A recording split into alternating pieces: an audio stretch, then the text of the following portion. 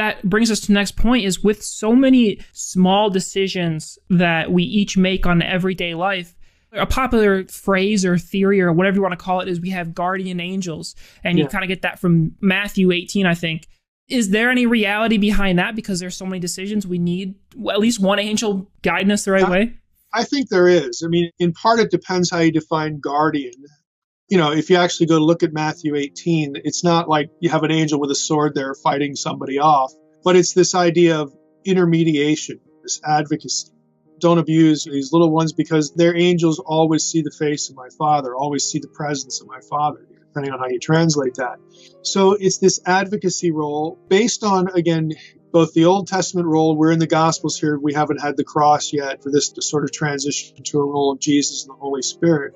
But I also don't see where the notion of angelic help goes away. In fact, I think it's reaffirmed in Hebrews 1:14. And so I tend to marry the idea of angelic assistance, if we want to use the term angel just for the sake of convenience here, of their assistance with their personal interest in us as individuals. Again, I don't think it's sort of like for every angel, he has a lot of 10. You don't really see anything like that except for like leader, like archangels, like Michael being the guardian, if you will, the prince of Israel. Okay, something like that. But beyond that, you have this sort of connection between individuals and these supernatural beings who really do watch us at the command of God.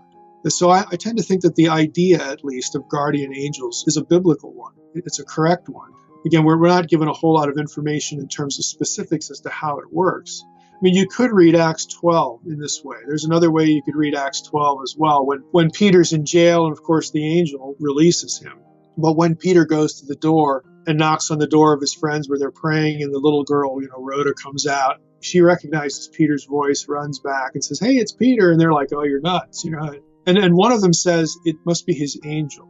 And that could be taken as the notion that he's dead and his departed self, his ghost, as it were, is showing up. But it also could be read as some sort of indication to them from the angel assigned to Peter that you better go answer the door. Something's going on here. So it just depends. There are flashes of it. But in antiquity, the notion that you had a personal, individual assistance was a biblical and an ancient idea.